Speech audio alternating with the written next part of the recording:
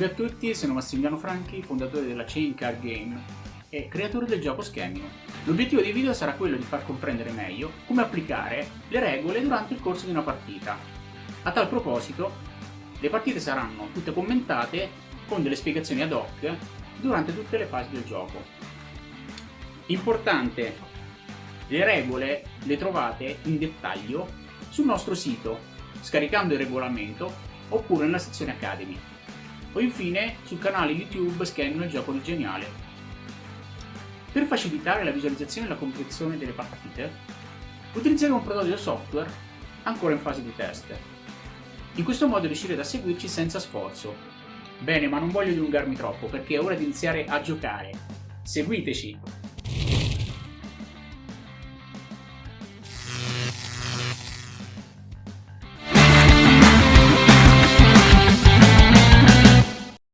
Benissimo, iniziamo una nuova partita.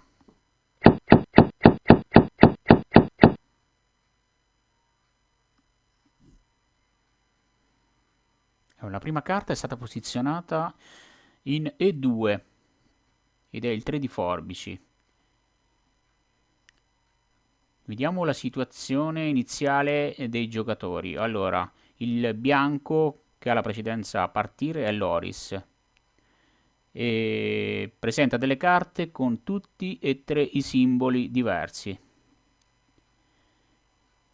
Max è il nero, lo stesso ha delle carte con tutti e tre i simboli diversi, quindi direi piuttosto equilibrata anche a livello di figure. Ce n'è qualcuno, ci sono 2K per me, però diciamo che tutto sommato la situazione iniziale è piuttosto equilibrata.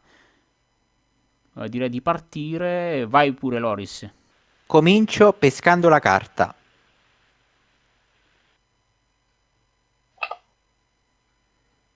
Quattro di carta. Posiziono il K di forbici in E1, in posizione adiacente al vertice verde F1 in alto a destra. 5 di pietra in D1.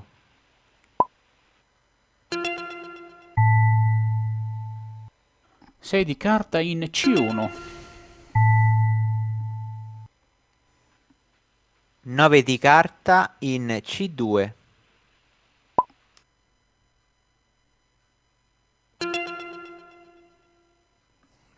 Loop. Si è verificata una situazione di loop in posizione D2. Ricordo ai nuovi che il loop sta a significare che in questa casella non è possibile inserire nessuna carta. È un loop simbolico perché appunto è formato da tre carte con simboli diversi, ovvero dal 9 di carta, dal 5 di pietra e dal 3 di forbici. Posiziono l'asso di forbici in C3. Conquisto l'esclusiva del vertice in alto a sinistra, A1. 8 di pietra in D3 e conquisto il vertice verde in alto a destra. Perfetto.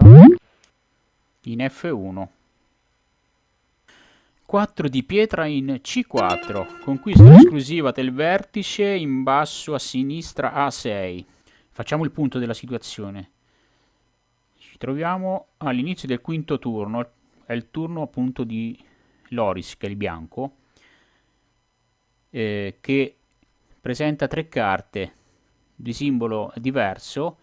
Inoltre ha una stronger card che è il 4 di carta, ovvero per i nuovi la stronger card è quella carta che batte tutte quelle dell'avversario. In questo caso il 4 di carta batte la mia unica carta, che è il K di pietra, che significa che una volta posizionato il 4 di carta sul tabellone, per me non sarà possibile collocare in posizione adiacente, ovvero in orizzontale piuttosto che verticale, alla carta 4 di carta, appunto la carta stronger, perché battuta.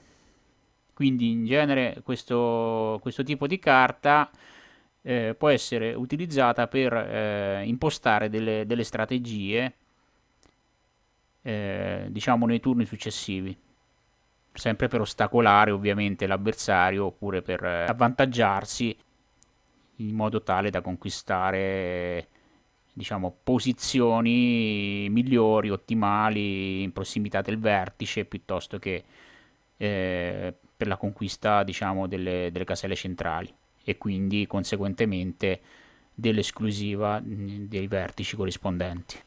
Pesco la carta.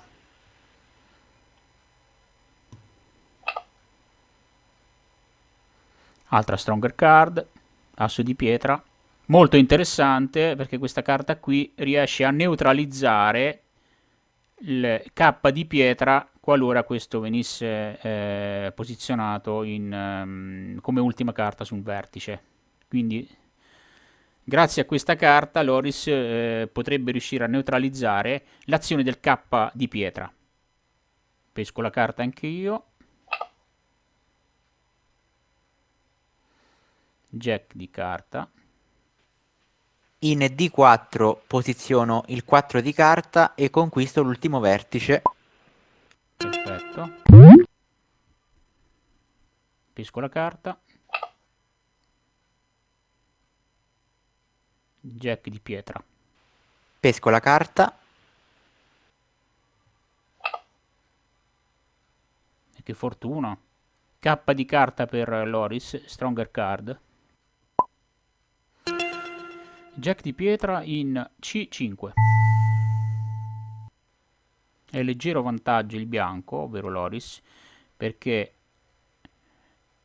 è vero che ha le stesse esclusive, cioè lo stesso numero di vertici controllato rispetto a me, ma presenta in più un'adiacenza, ovvero quella del K di forbici, al vertice in alto a destra.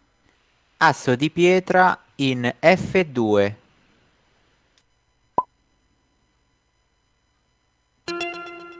Mossa molto interessante da parte di Loris perché ha posizionato diciamo, l'asso di pietra in un'adiacenza, di una casella adiacente al vertice in alto a destra, a F1. Per quale motivo? Perché appunto se dovesse rimanere solamente con il Q di pietra, io non riesco assolutamente a batterlo perché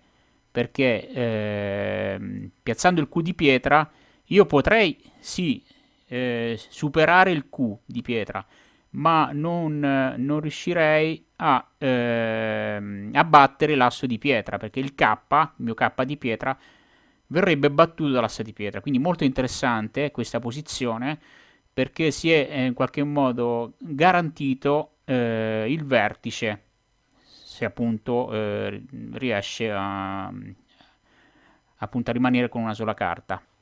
Quindi a questo punto io devo cambiare completamente strategia perché il K di pietra non serve più e lo posiziono in C6. K di carta in D6.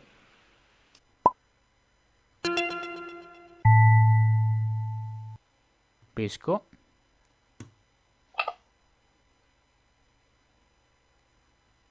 Tre di pietra. 6 di forbici in E6.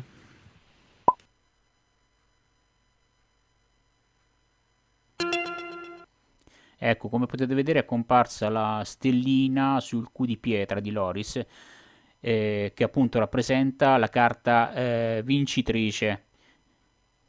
Quindi questa carta posizionata su un vertice dà la vittoria a Loris. Io posso far poco perché appunto non essendo uscite carte, mi aspettavo delle carte di forbice onestamente, posso fare veramente poco perché anche pescando pesco la carta ma non serve a nulla. Infatti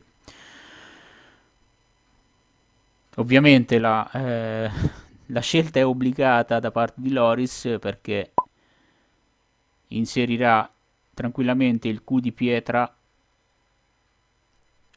Può veramente scegliere o in F6 piuttosto che in F1. Mettiamo in F6. F6. Ok.